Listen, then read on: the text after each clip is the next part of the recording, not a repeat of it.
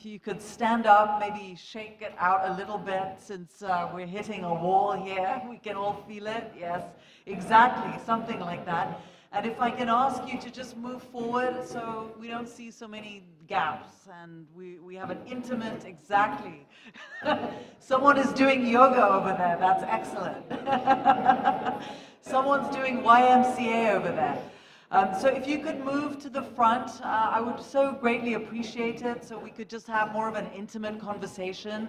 And I know that many have left the room, but this session is also being recorded, will also be online.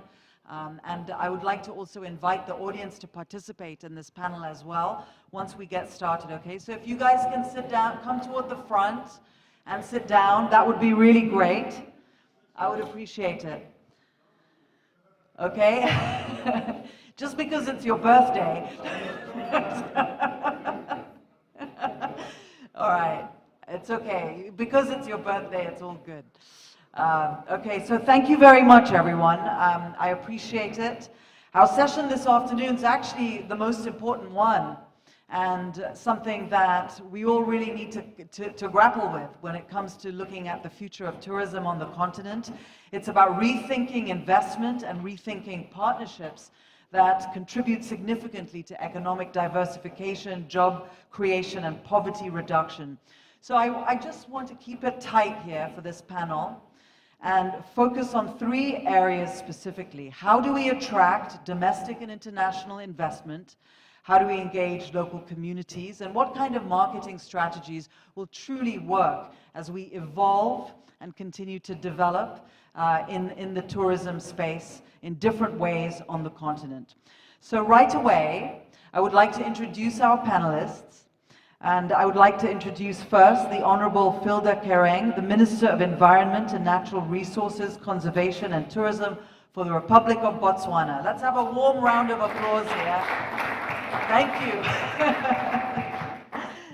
Great to have you with us. I'd like to invite the Honorable Siandou FOFANA, Minister of Tourism, Republic of Côte d'Ivoire, to come up here on stage. That's great. And a warm round of applause as well. Come on, you had more for Botswana and Côte d'Ivoire. All right, fantastic. Oh, Pole Sana. It's that we've hit that kind of an hour.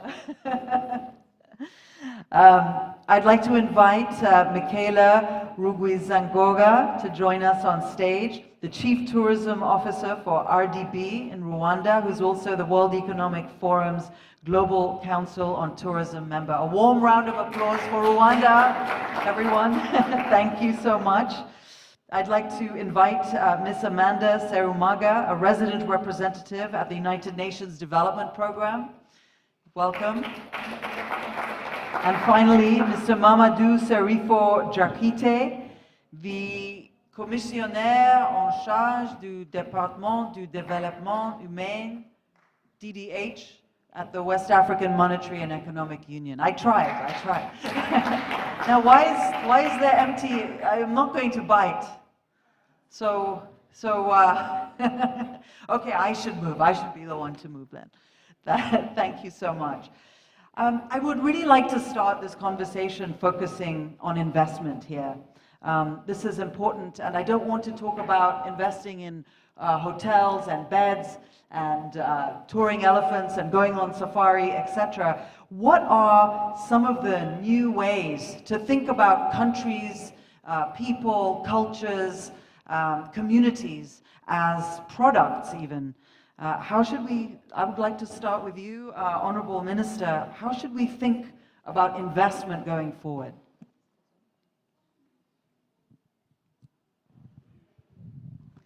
Thank you very much, Moderator. Good afternoon to all. We are in Africa talking tourism growth and sustainability. And we can talk about, continuing with the mainstream tourism products, like in my country's wildlife, the Okavango Delta, different landscapes.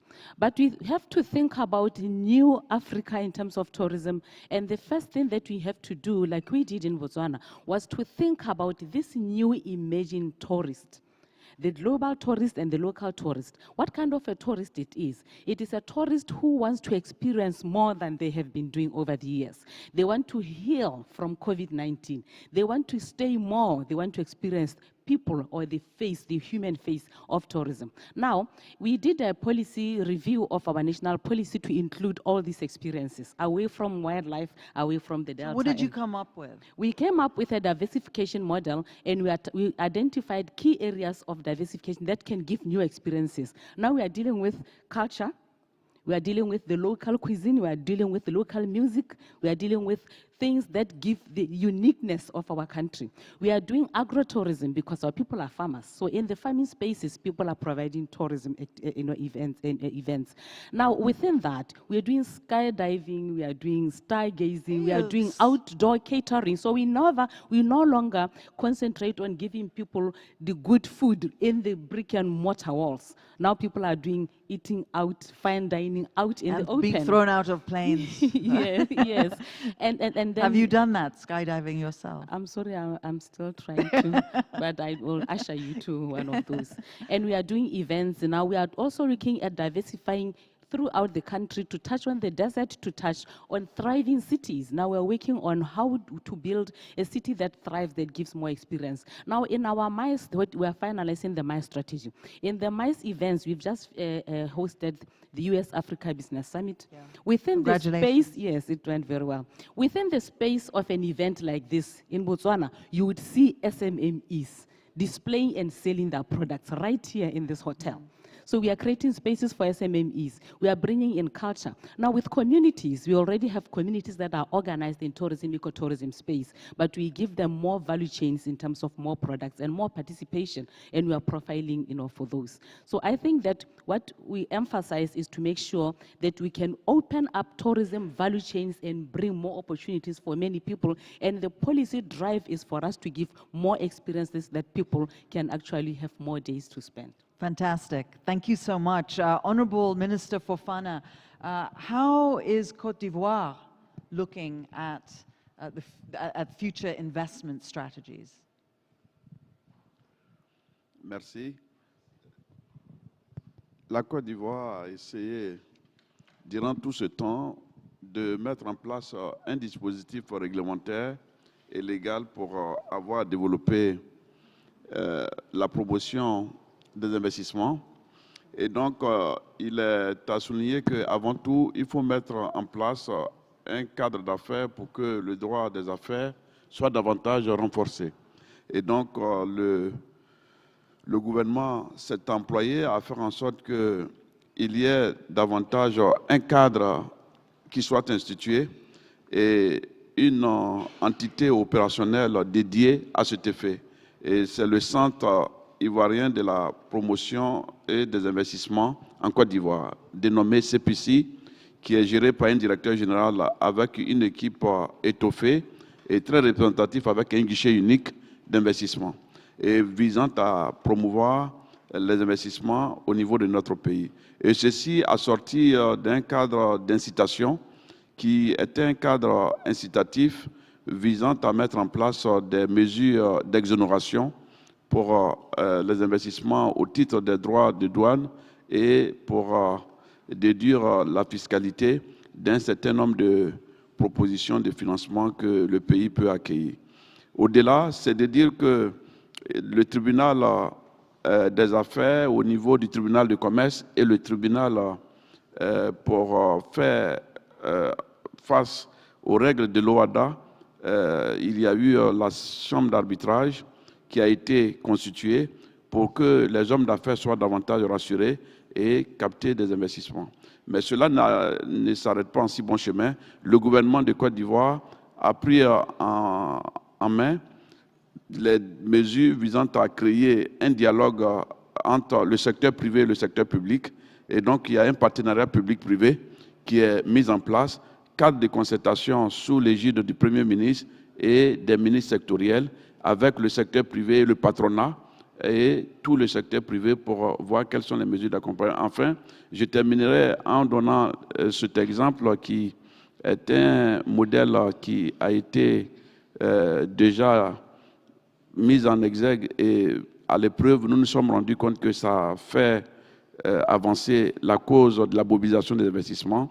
C'est surtout et avant tout la cellule de partenariat public-privé. Et donc, cette cellule nationale est une cellule de pilotage du partenariat public-privé qui permet de faire en sorte que les investissements PPP puissent trouver une application et une opérationnalisation avec des acteurs dédiés au montage des PPP, qui fait que le pays a eu même un prix qui lui a été décerné au regard du nombre de PPP qui ont été conclus. Et notre ministère est en passe de devenir un ministère modèle au regard du nombre de PPP que nous passons par année. Michaella, my microphone. How is Rwanda thinking of future investment strategies? Hello. Good afternoon, everyone. Thank you, Zain, for this question. I think for the benefit of the room, it's good to first explain how tourism and investment are set up in Rwanda. So both sectors are managed under the Rwanda Development Board, which is the development board of the country. And tourism today is our first earner of foreign exchange. It's 10% of our GDP, and therefore a very important sector for Rwanda. The way the country has attracted key investment in the last 29 years, because we are talking about 29 years of development since 1994, it's first and foremost to have a clear positioning. We are 24,000 kilometers square. We're not a large country. So the idea was to set up a tourism offering which is low volume, high quality, high end, and make sure that this message is very clear and therefore attract investors and brands that will fit into the kind of product we want to sell to the world. Today, in our national parks, we have 4 big national parks. So 80% of our tourism offering is nature-based, but in those parks, you find some of the best brands in the world, such as the one and only Singita Wilderness Safari with Magashi Camp, incredible facilities which are 5 to 6 stars. And the customers that are coming to Rwanda come to have that experience. At the same time, we've invested in infrastructure, both from the government and the private sector, in order to attract events. So the country, my strategy is very clear as well. In the past 10 years, we've moved from being somewhere in the top 20 to becoming number 2 in meeting, incentive, conference, and event in Africa, coming second after Cape Town.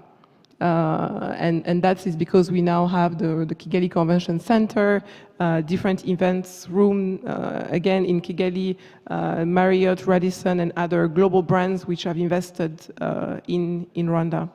And then the next big sector where investment is coming now, we see, is in sports tourism. Rwanda wants to be a sports destination. We want to be a global sports destination. And therefore, the basketball arena was built in Kigali. It was actually built in cooperation, it was a sort of a learning exercise with Senegal. Dakar had just built its basketball arena, and Kigali, we had exchange with the, in between governments to understand how they did it. And we were able to build a similar arena in less than 6 months. Where it took them maybe a year or 2, and because we had the learning experience from Senegal. So that's also a good example of an African cooperation that we see there. But beyond this infrastructure, you also have to have the right partner, and I think this is the next question, where we are, the next topic, when we partner with global brands such as the basketball, the NBA and others, to have events and competition which are coming into this infrastructure and driving traffic. Thanks. Rwanda's been so impressive in all of the ways that you described. Like, how is Rwanda able to stay ahead of the curve and constantly reinvent and set the tone, really, in some ways, for successful ventures within the tourism sector? I think it's really linked to the intervention of our minister from Ivory Coast. It's the doing business environment. It's how fast can you open a business? Today you can open a business in Rwanda in 6 hours. Foreigners or locals can own land or properties. Our policies are very open. It's very straightforward, and therefore we become a destination of choice for investment. And again here, I want to emphasize the importance of African collaborations. When the Rwanda Development Board was set up, the first chair of the board was from Mauritius. Our chairperson was from Mauritius. Why? Because Mauritius is #1 in doing business in Africa. So why going too far when we have good examples on the continent? And that's also at the core of how Rwanda works. Yeah, thanks. Thank you. Ms. Amanda SERUMAGA, give us your sense of how you think the thinking around investment should evolve in this sector. Thank you, Zain, and good afternoon, everyone. I wanted to start off or preface my comment by saying that we've heard a lot about the different policies and things that you can put in place. But at the end of the day, I was based, and I continue to be based in Mauritius. The borders were closed from March of 2020 to September of 2021. So what do you do when the borders close? Keep your tourism resilient, keep it inclusive, and keep it responsive and sort of a market leader.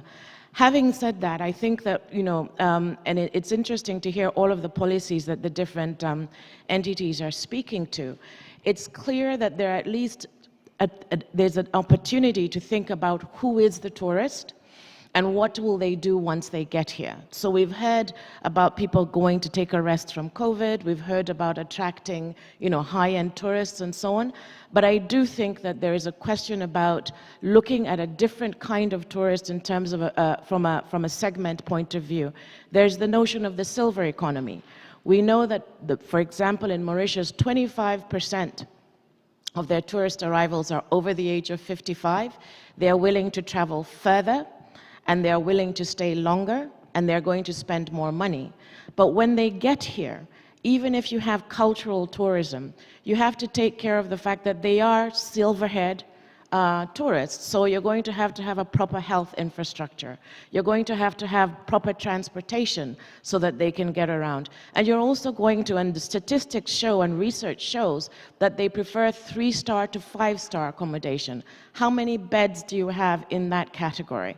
You can look at digital nomads. We talk about, Mauritius, for example, has been the leader in creating things like a premium visa. But if you have a premium visa and you get your digital nomad to come and park in Mauritius or elsewhere to work, do you have internet connectivity? Do you have the connectivity that allows them to do their work cheaper than where they came from?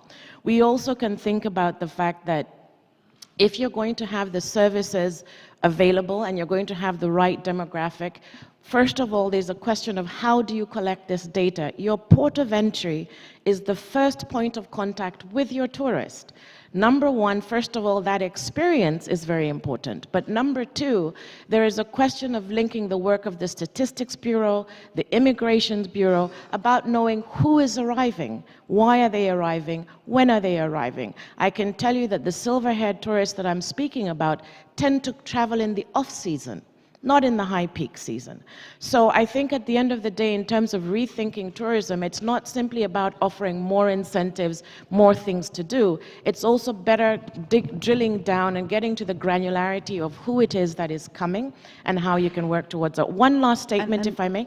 If I'm just asking about data, like what about the gathering of the data in this space in various countries, and is data shared? How should we think about data going forward when we look at tourism? There's two elements to it, if I may. The first one, and I was going to complete on that point. The first one is, first of all, the regulatory framework around data is important. All of you coming into Mauritius filled in an all-in-one form, I am sure, to enter the country. And I'm sure you noticed at the beginning of the form, it told you that your data would only be kept for a very short period of time under certain necessary regulations, and it would not be shared. So respecting the laws and regulations and setting up those frameworks is key. But what we know, and I can only really speak to small island developing states, is there's a dearth of data. I don't know what we do. In terms of immigration, they look at security, they'll look at other issues, but what about collecting other demographic data so you can also, for one, monetize the data and allow hotels and so on to know who's arriving? So data is proprietary.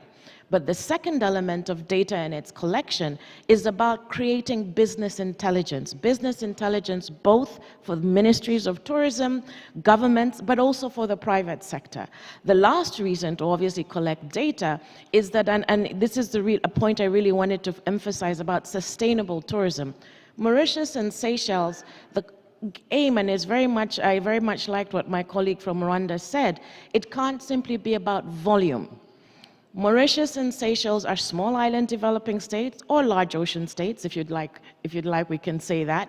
However, the impact of humans on the environment means that the very product you're trying to get people to come and visit is deteriorating.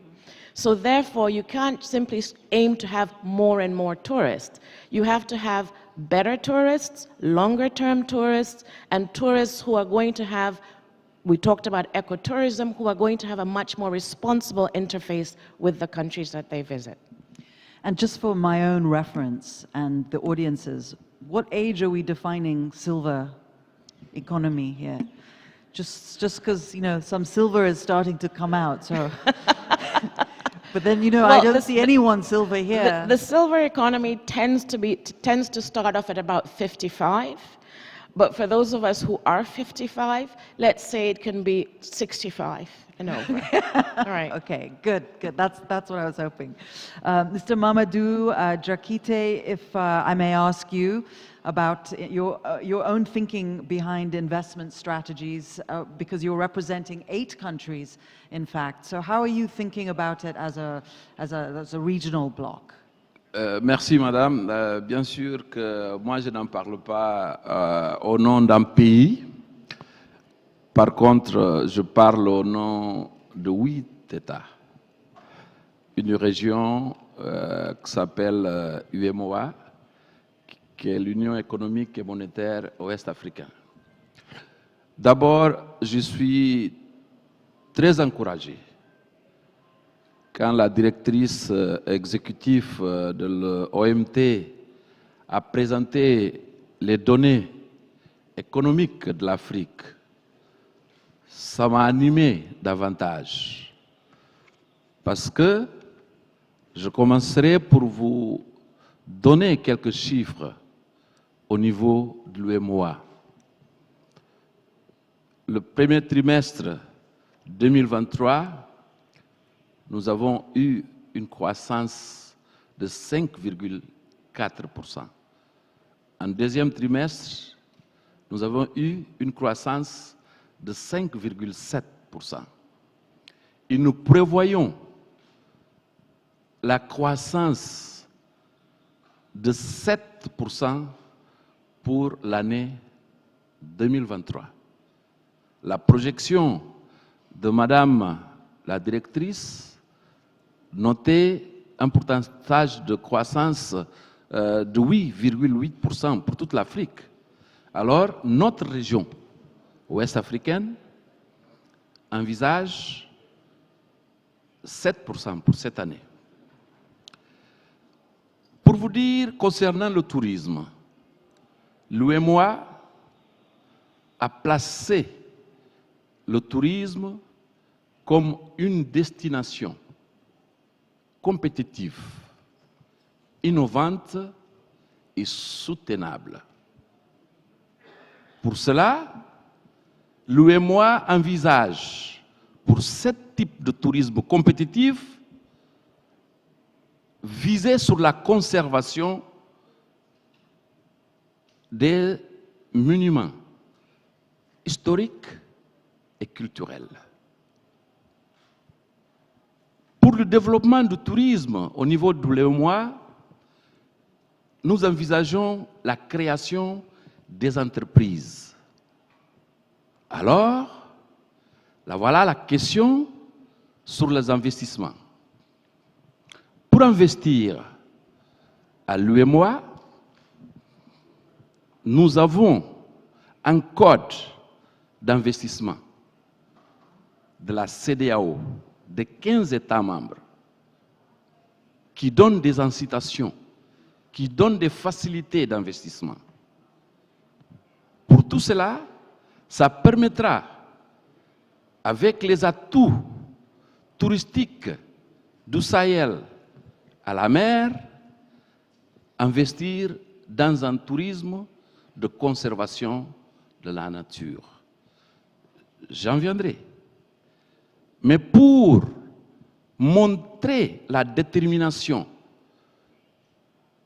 dans l'investissement dans le secteur du tourisme, nos autres responsables de nos États, en 2019, ont pris la décision de créer ce qu'on appelle IRCA. C'est le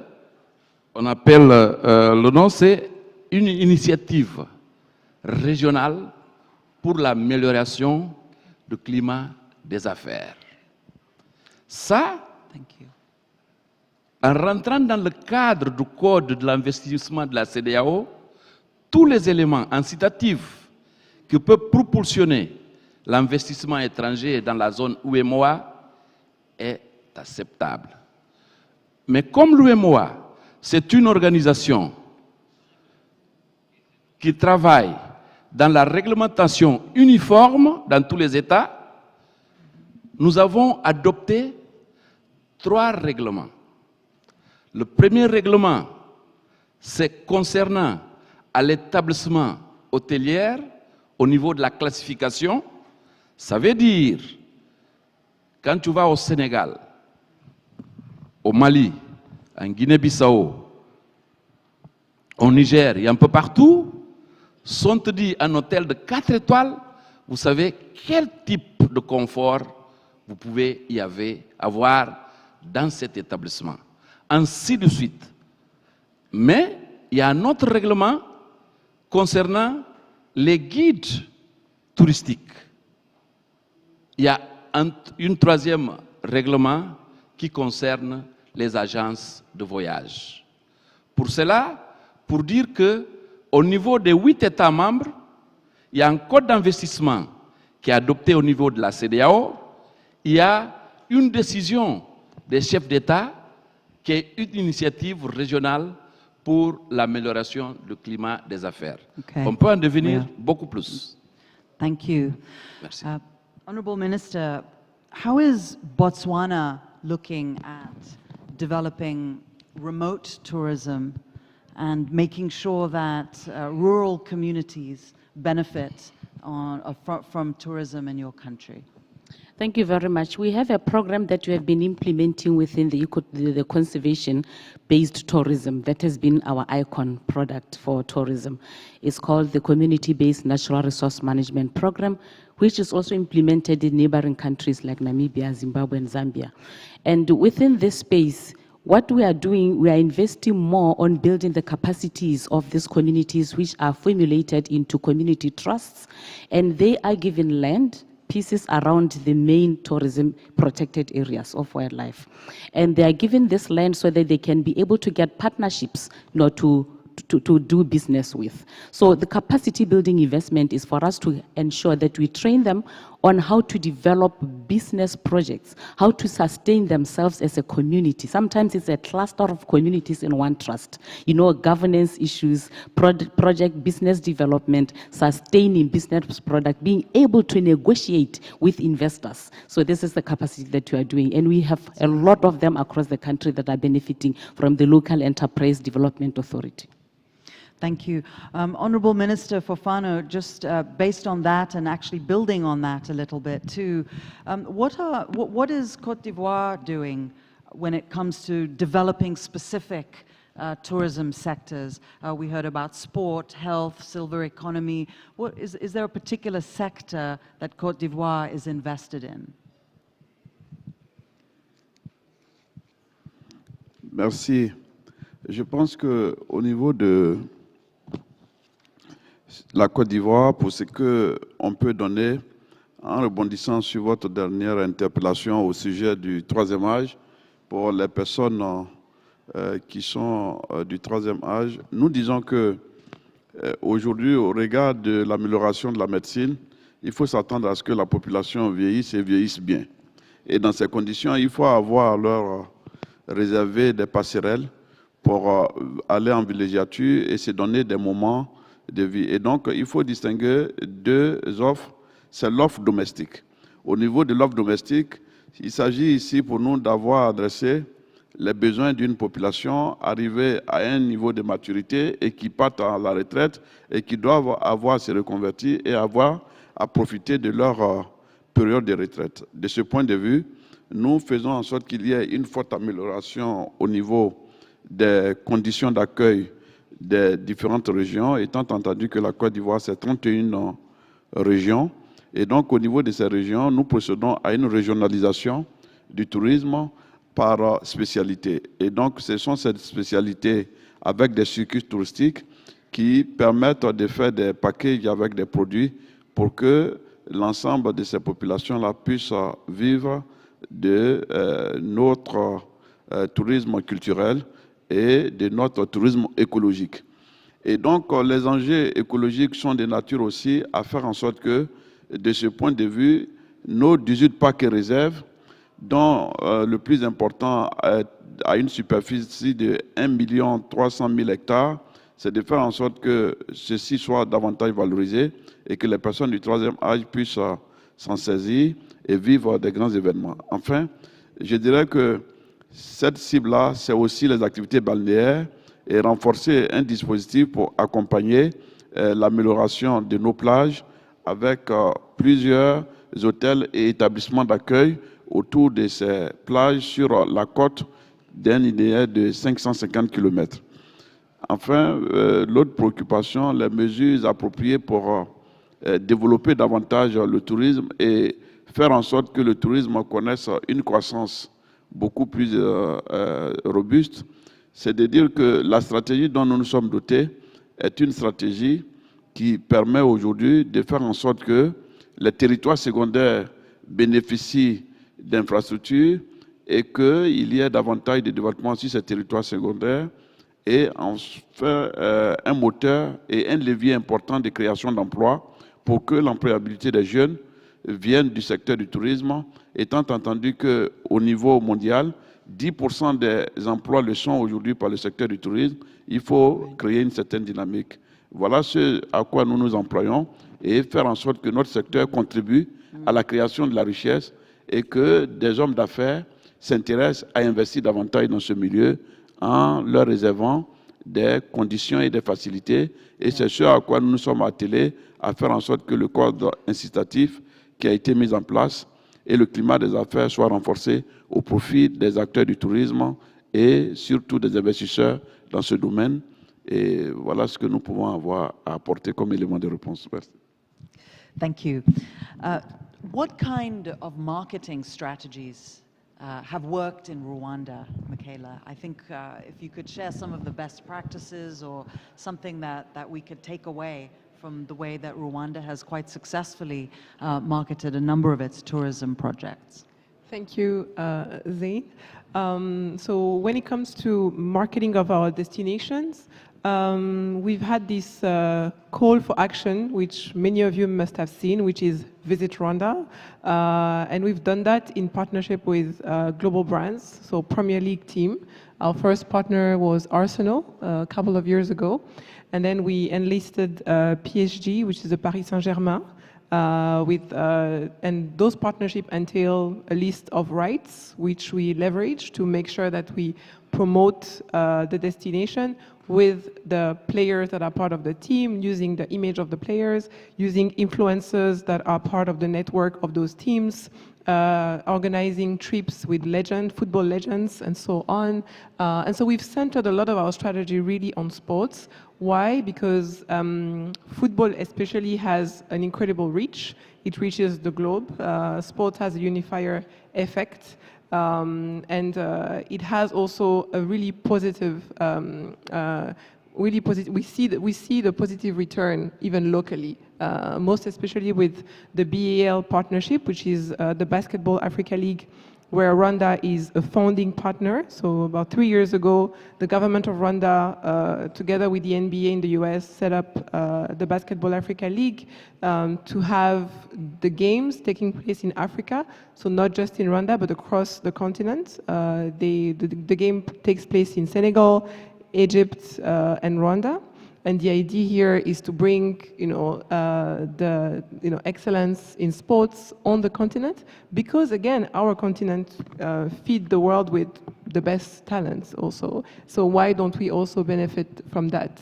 So that's in a nutshell what I can say about our And what marketing. about digital and technology that you leverage as part of your marketing strategy? Of course, we use all the digital platforms that are available today. Our social media, so Visit Rwanda is present on, we have a website, we use Instagram, Facebook. We are about to enter TikTok because that's where our next customers are really. And we do a lot of work. So in addition to our indoor communication team that we have at the office, we also work, we develop a lot of content with influencers. So influencer marketing for us is very, very important. We look at personalities that have a brand that match our brand, our messaging. We bring them to Rwanda. We organize familiarization trip. We allow them to manage our page for 24 hours or for 2 days, depending. You must have seen that we had on a regular basis celebrities also visiting Rwanda. And we work closely with them. Last week we had Kevin Hart.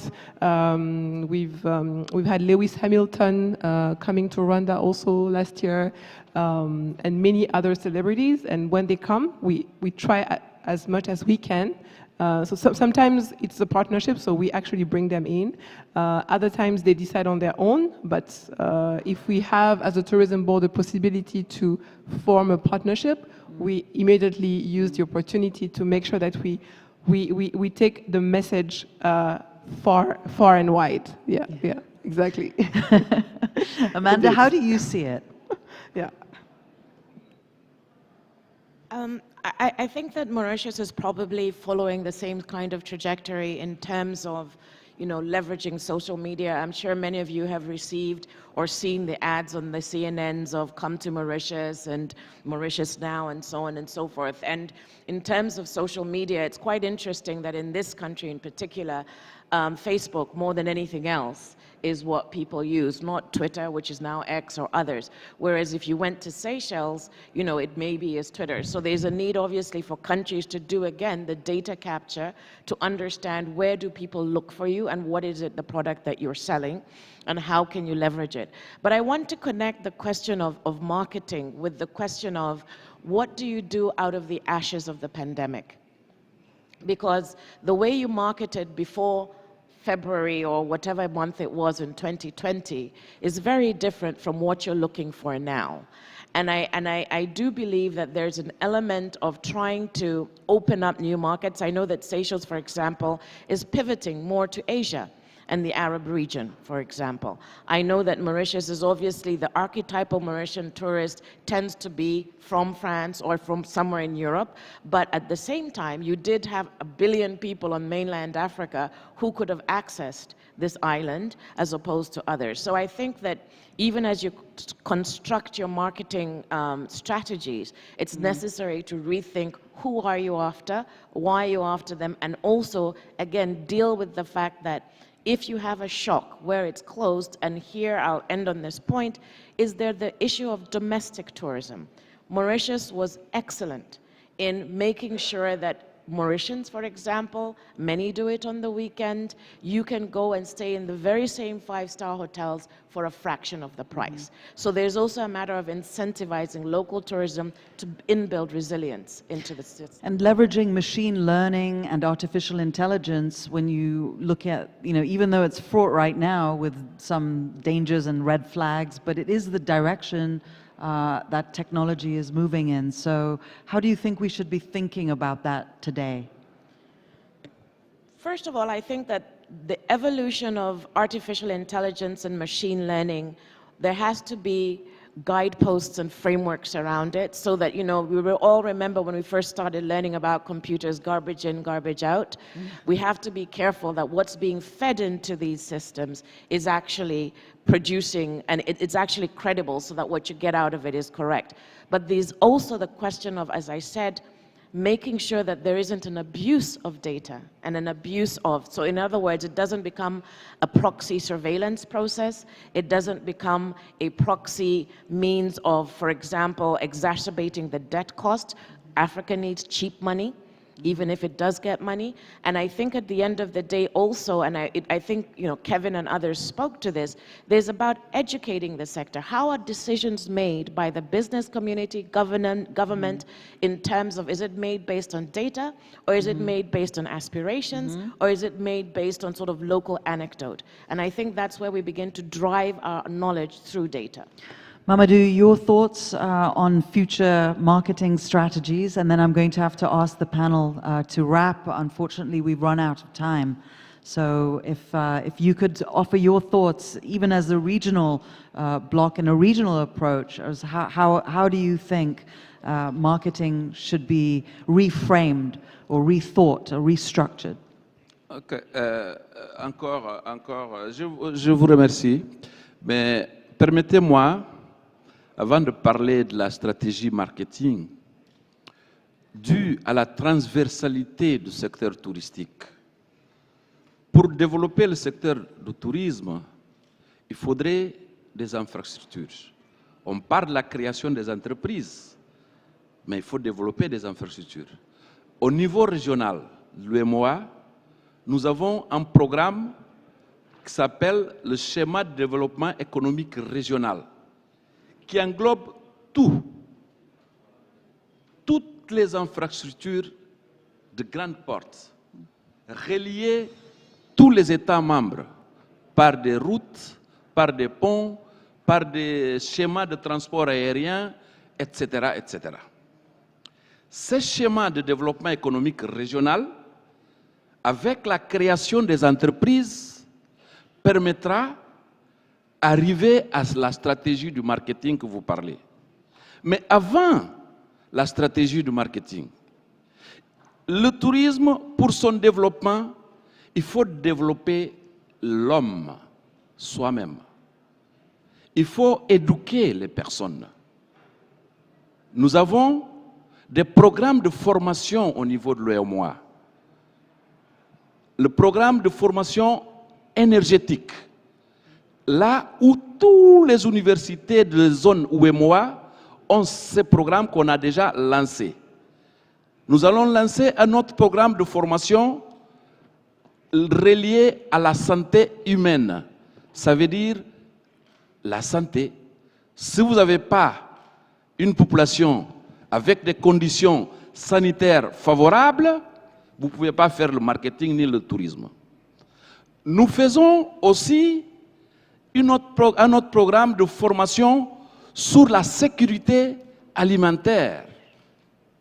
Tout cela, c'est des ingrédients qu'il faut réunir avant de parler du marketing, etc., etc. Nous avons signé un accord en ce moment avec le Canada pour former 7000 ressortissants de notre espace communautaire dans les divers secteurs de formation, qui va commencer de cette année 2023 jusqu'à 2030 avec un montant de 80 millions de dollars. Le Canada disponibilise 7000 bourses pour la zone UMOA. Nous avons lancé des bourses d'excellence dans tous les États membres de l'UMOA, en ce moment même. Maintenant, je reviendrai dans la structure du marketing. Les États membres qui sont là présents le savent. L'UMOA a organisé cette année sa participation groupée de tous les États membres au niveau du foire FITOUR, là où tous les pays membres sont participés pour promouvoir leur destination directe. Comme l'UMOA n'est pas un pays qui peut dire je veux me situer dans cette stratégie, on organise tous les pays dans un pays émetteur. Et dans cette organisation que nous avons fait, madame, nous avons organisé un forum des investisseurs, là où tous les pays ont présenté leurs projets d'investissement. Nous avons organisé un forum avec tous les opérateurs touristiques européens, là où chaque pays a présenté aussi ses atouts. Nous comptons l'année prochaine ou 2025 au plus tard, organiser un autre forum, cette fois pas en Europe, mais dans un pays africain. On va lancer un cahier de charges. Le pays qui va gagner ces concours, il va inviter tous les pays émetteurs, tous les investisseurs, et chaque pays membre sera participé pour pouvoir vendre son produit. Pour finaliser, permettez-moi, madame, de vous dire... Could I ask just a quick follow-up question? Quick, I will finish. Yeah, Let me conclude. Yes, just conclude and then give the audience your final thought. Okay. Final? Just conclude and then, yeah. Pour dire aussi que pour le développement touristique, ça j'ai pris des notes, nous avons organisé le salon des mines d'énergie hydraulique. Nous allons organiser le 23 à 25 novembre à Abidjan, là où les ressources de notre zone communautaire vont être exposées. Vous savez que la Côte d'Ivoire a le pétrole, le Niger a le gaz, a l'uranium, a le pétrole, le Sénégal a le pétrole. On a beaucoup de ressources. Tout ça, c'est on va parler de tourisme des affaires. On organise ce type de forum. On organise une table ronde de bailleurs prochainement. On va organiser un forum des hommes d'affaires au niveau de l'Afrique de l'Ouest pour attirer l'investissement dans le secteur. Et finalement, nous comptons organiser le forum de l'innovation et de recherche dans le numérique. Tout ça qu'on parle des informations numériques pour faciliter l'acquisition des billets, pour faciliter la promotion, pour faciliter les réservations des hôtels, etc. etc. Nous comptons le faire toute cette année. Thank you. Merci. Amanda, your final thought? Thank you. It's a very quick one. To make the point that the tourist spend is discretionary spending. But for some countries, the tourist dollar is existential. It's fundamental to the success of their economy. So that there has to be a balance between being extractive of tourists and also making sure that your tourist dollar is actually leading to the larger question of the national development policy, the foreign policy, and so on. So also there must be an attention to the fact that it can't just be volume. You must be able to make sure that the product that you're selling is not deteriorated because you're simply chasing a short-term dollar. I think we heard from everybody, it has to be a long-term vision of why tourism, not just how much tourism. Thank you. Michaella? Thank you, Zain. Before I make my word of end, I wanted to say something about the role of community, because you touched on it earlier.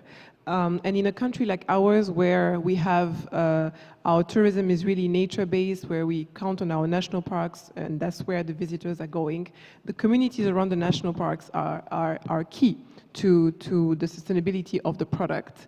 And we have what we call the tourism revenue sharing program, which is 10% of our annual revenue, tourism revenue are given back to the community. And here we talk about it's millions of dollars that are put back in the community to build schools, hospitals, roads, and so on. We have a human wildlife fund to compensate people whose field or asset or houses are maybe destroyed by wildlife, because that also happen. And 1% of the tourism revenue go for health insurance, so national health insurance. So it's very important that in any, in all the policies that we put in place, the people which are at the heart of our tourism product benefit from it. Now, my word of closure is a call to action to our government to make sure that within our lifetime, because we say that there are young people here, I consider myself young, I want that within this lifetime we have a visa-free Africa, we have free movement of people across the continent. It's important that we are able to move freely from one country to the other without having to, apply for a visa or anything. Today, our first larger markets, source of tourists is the US, and then the UK and Europe. They can fly easier to our country than maybe, or they can think of our destination faster. Why? In Africa, we have Nigeria as our first, market in terms of source of tourists, but we want more visitors coming out of Africa. It has to happen, it can happen, and we should have those policies in place within our lifetime. We don't want to wait to 2068. I think. No, we don't want to wait for the silver economy for the African passport. No, we want the African passport, in the next five years max. Thanks. So that's my word of closure. It's important that we have those policies. As Rwanda, we have a visa-free policy, and it has had an incredible effect in the development of our maize industry and all other sectors in the country. Thanks. Thank you. Thank you. Honorable Minister. Merci. Pour mon mot de fin, je pense qu'il n'est pas superflu de revenir sur un sujet de préoccupation majeure. L'Afrique, il faut être plus ambitieux, il faut être plus regardant sur nos différentes politiques, et c'est dire qu'aujourd'hui, nous avons à portée de main une véritable opportunité de diversification de nos économies, mais surtout une grande capacité à créer un véritable levier de développement économique en saisissant les investissements que nous pouvons affecter au développement touristique. Parce que l'Afrique, d'ici 2050, c'est 2,3 milliards d'habitants, avec 50% de cette population qui sera de la tranche de la classe moyenne, et les 3/4 de nos pays feront partie de la tranche supérieure des pays à revenus intermédiaires, du moins sur des tranches supérieures. De mon point de vue, j'ai, au cours de mon mandat à la tête du conseil exécutif de l'OMT et de mon passage en qualité de président de l'organisation de notre commission Afrique, suggéré que l'Afrique règle l'un des problèmes qui nous concernent, ce sont les investissements, en créant un fonds de développement touristique dédié aux investissements touristiques pour l'émergence des champions nationaux, pour faire en sorte que l'Afrique développe sa marque africaine et que l'Afrique réponde présent aux défis de la promotion de la destination Afrique avec le développement d'une marque Afrique, et que l'Afrique soit fière de détenir sa propre marque hôtelière et des produits touristiques.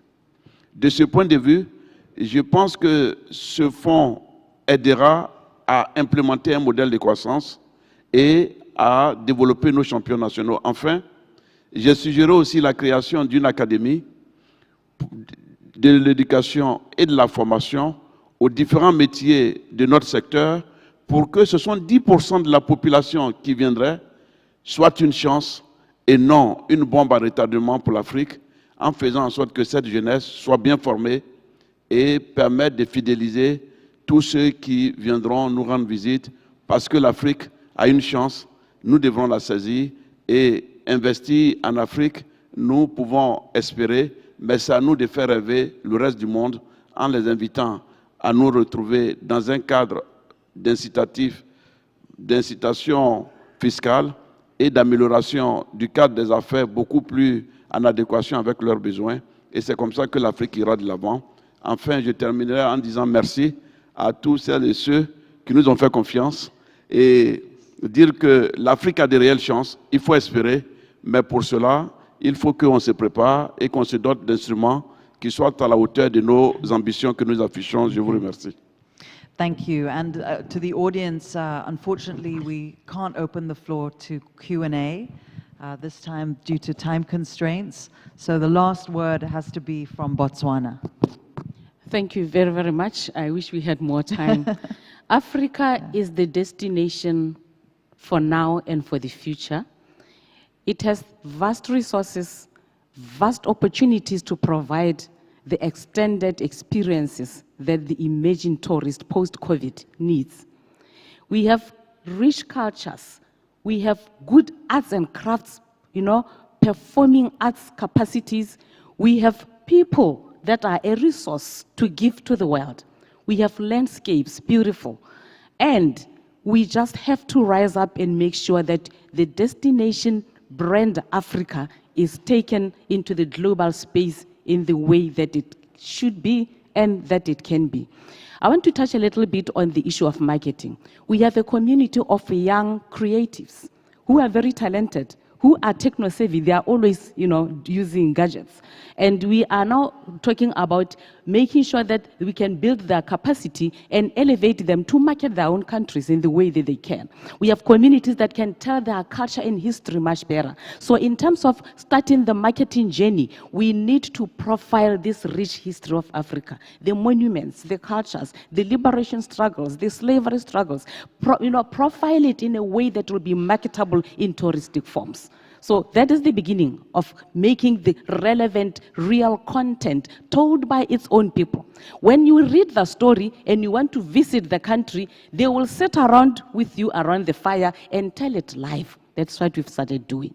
It is important for me to mention also that, we need to invest and develop partnerships around developing and profiling bankable projects that can help us to connect with the private sector that are tourism related. Thank you. Yeah. Thank you very much. We're going to have to leave our conversation there. I'm happy you ended on creatives there because... I'm ending with something very, very important, a call for African leadership. Yes. The first investment must be from government. Okay. And good governance must be a key for investment. Thank you so much. Thank you. Please give a round of applause to our panelists. And thank you for your insights and for staying to listen to what we have to say this afternoon. We appreciate it very much. Thank you.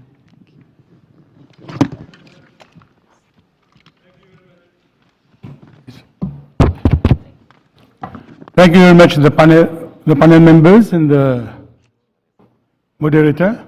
I'll now invite you to watch a message from Mrs. Victoria Kwakwa. You can have the photo in the meantime.